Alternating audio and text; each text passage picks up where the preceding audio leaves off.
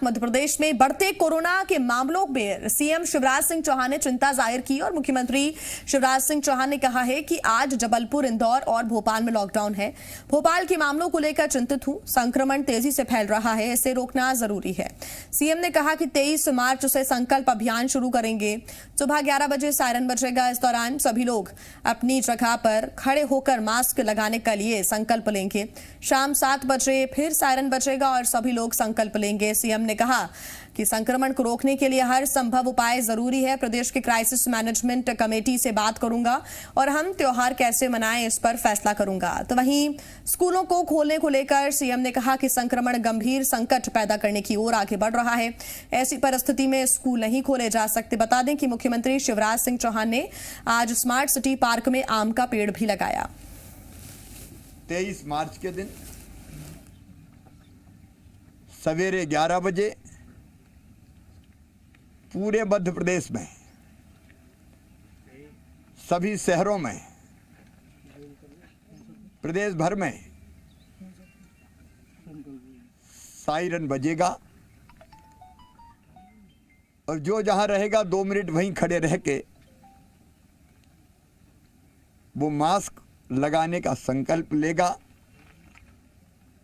Social distancing बनाने का संकल्प लेगा और 2 मिनट के बाद मैं दुकानदारों से अपील करूंगा कि जिनने अपनी दुकान के सामने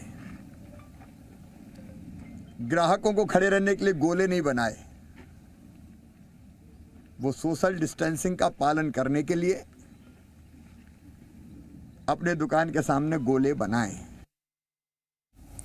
सीएम शिवराज सिंह चौहान ने 23 तारीख को सायरन बजने पर सभी से मास्क पहनने का संकल्प लेने को कहा तो कांग्रेस ने सरकार पर हमला बोल दिया।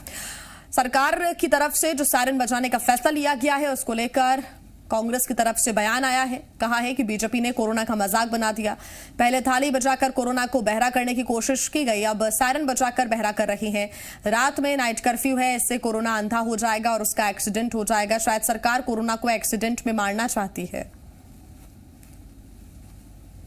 मुख्यमंत्री शिवराज जी 23 तारीख को सुबह और शाम सायरन बजाएंगे और सायरन बजा के बहरा करने का प्रयास करेंगे कोरोना को।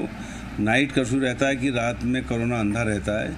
ये अंधा और बहरा होके ऐसा लगता है कि सरकार की मंशा है कि इसका एक्सीडेंट हो जाए और निपट जाए।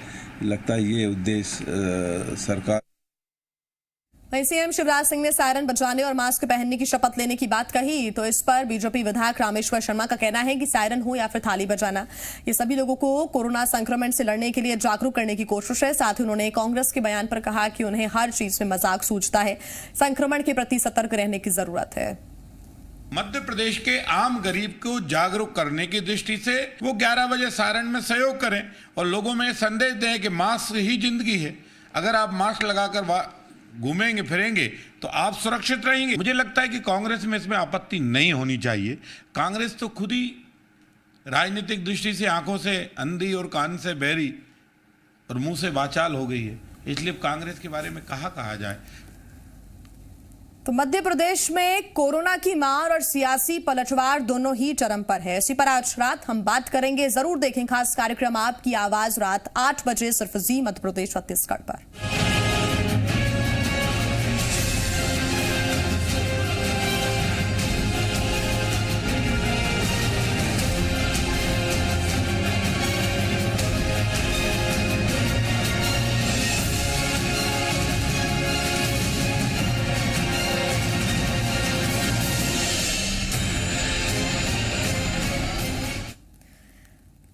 महाराष्ट्र में मचे सियासी घमासान के बीच मध्य प्रदेश के सीएम शिवराज सिंह ने शिवसेना पर हमला बोला है। उन्होंने कविता के अंदाज में कहा कि कहीं का ईंट कहीं का रोड़ा, शिवसेना ने कुनबा जोड़ा या शरद पवार ने कुनबा जोड़ा, लेकिन ये जोड़ा महाराष्ट्र के विकास में रोड़ा है और ये महाराष्ट्र को भ्रष्टाचार की ओर ले जा रहा है, तबाही की ओर ले जा रहा है। इसके साथ ही उन्होंने कहा कि ये देखकर बाला साहेब सिवाय पछताने की और क्या सोच रहे होंगे। कहीं का रोड़ा शिवसेना ने कुनबा जोड़ा या शरद पवार ने कुनबा जोड़ा, जिनने भी जोड़ा हो, लेकिन ये जोड़ा महाराष्ट्र के विकास में रोड़ा है और महाराष्ट्र को तबाह करने की तरफ ले जा रहा है। ये भ्रष्टाचार देख के तो सचमुच में मन में बेहद तकलीफ है।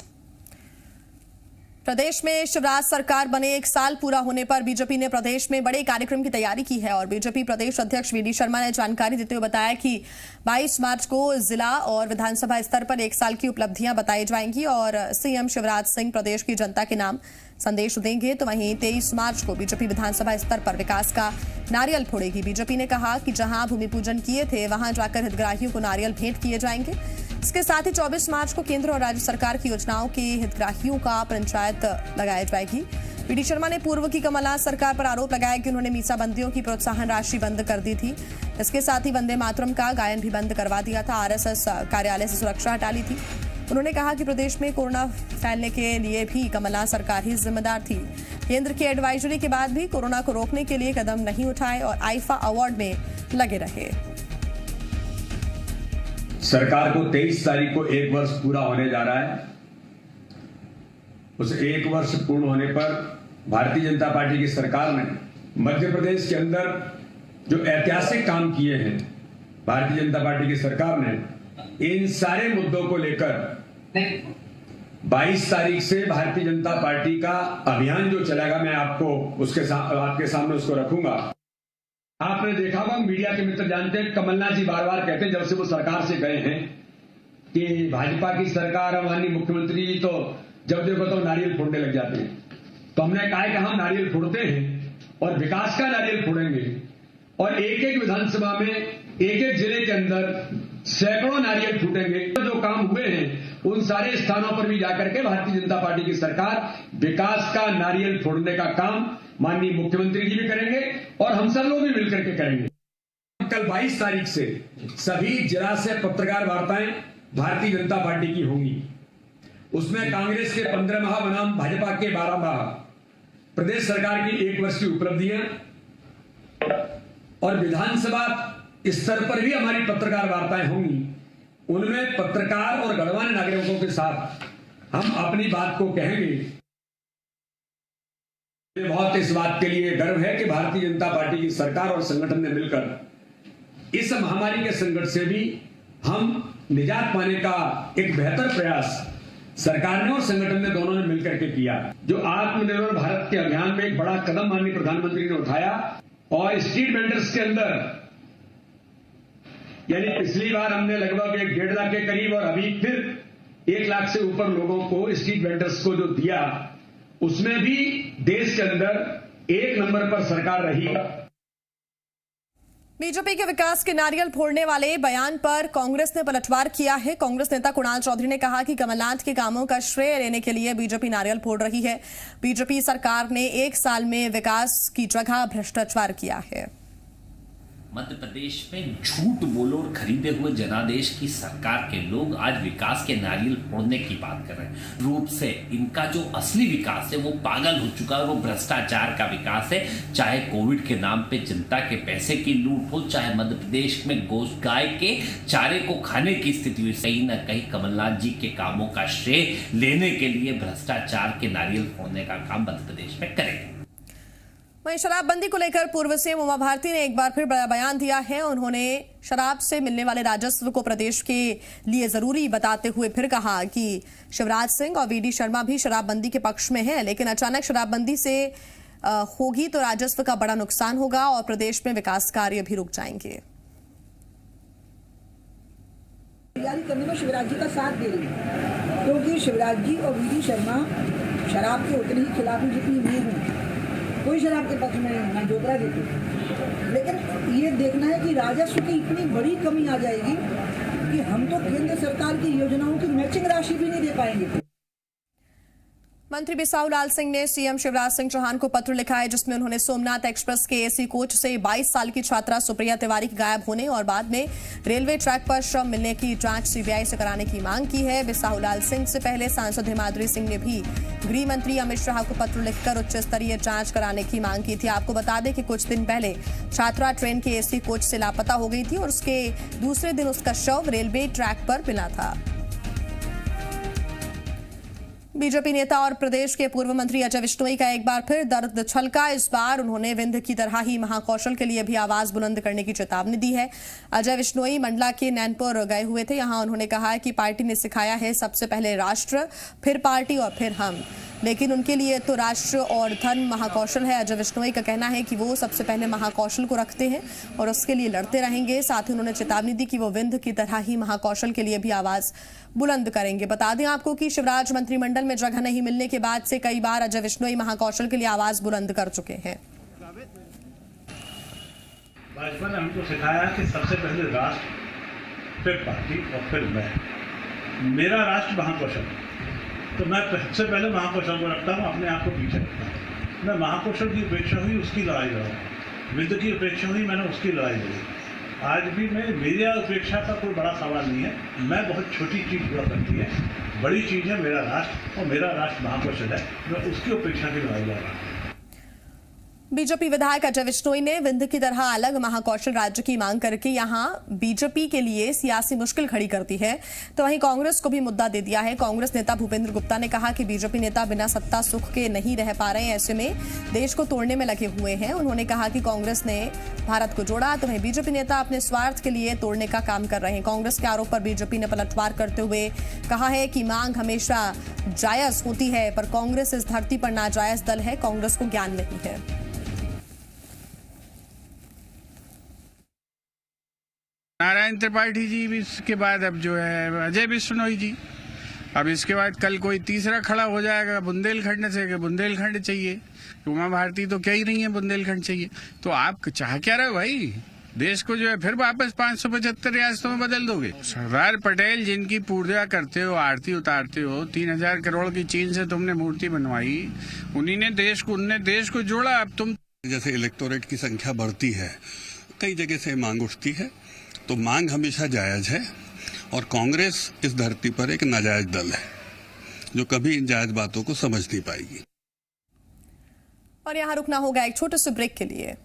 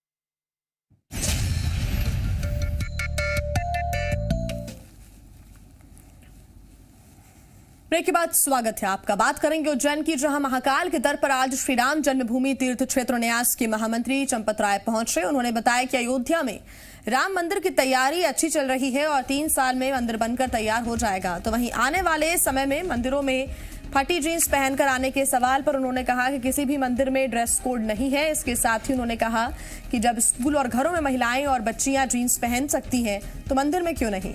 इसके साथ ही उन्होंने कहा कि मंदिर के नाम पर हमने कभी चंदा नहीं लिया, ये सब समर्पण राशि है।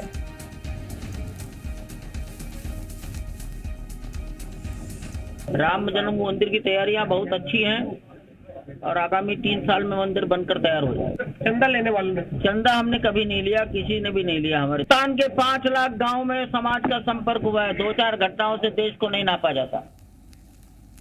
छतरपुर पुलिस ने कांग्रेस नेता इंद्र प्रताप सिंह की हत्या मामले में 3 आरोपियों को गिरफ्तार कर लिया है, जबकि अभी 3 आरोपियों की तलाश की जा रही है। कांग्रेस के घुवारा ब्लॉक अध्यक्ष इंद्र प्रताप सिंह की गोली मारकर हत्या कर दी गई थी, जिसके बाद आईजी ने आरोपियों पर 30,000 का इनाम घोषित किया था, जबकि एसपी ने आरोपियों की गिरफ्तारी के लिए 21 सदस्यीय टीम का गठन किया था। आगरमालवा के हाट बाजार में सब्जी के फुटकर दुकानदारों का गुस्सा देखने को मिला। यातायात पुलिस की कार्रवाई से नाराज सब्जी वालों ने बीच सड़क पर सब्जियां बिखेर दी और सड़क पर बैठकर विरोध प्रदर्शन किया। ठेला संचालकों का कहना है कि आए दिन यातायात पुलिस उन्हें बेवजह परेशान करती है और सामान जब्त कर लिया जाता है। आज भी हाट बाजार में जब यातायात पुलिस ने ठेला संचालकों को हटाया तो नाराज होकर प्रदर्शन करने लगे। करीब 1 घंटे चले प्रदर्शन के बाद पुलिस मौके पर पहुंची और समझाने के बाद हंगामा खत्म हुआ।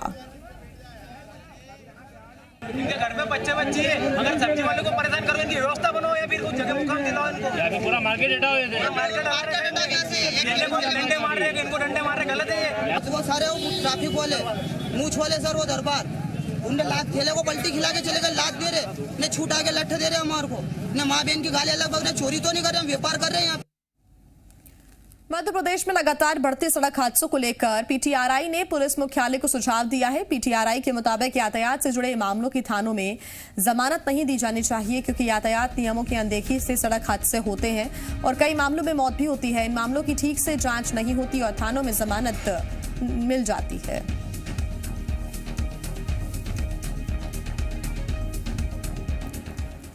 और बात करेंगे खंडवा की। खंडवा में तेज आंधी और ओलावृष्टि ने किसानों की चिंता बढ़ा दी है। पंधाना तहसील के करीब 20 गांव में फसलों को भारी नुकसान पहुंचा। लगभग 90% फसल बर्बाद हो गई, जिसके बाद एसडीएम, तहसीलदार और उद्यानिकी विभाग के अधिकारियों ने मौके का जायजा लिया और प्रारंभिक रिपोर्ट शासन को भेज दी है। अधिकारियों ने ओलावृष्टि से खराब हुई फसलों के सर्वे के निर्देश दिए और किसानों को जल्द मुआवजा दिलाने का आश्वासन दिया।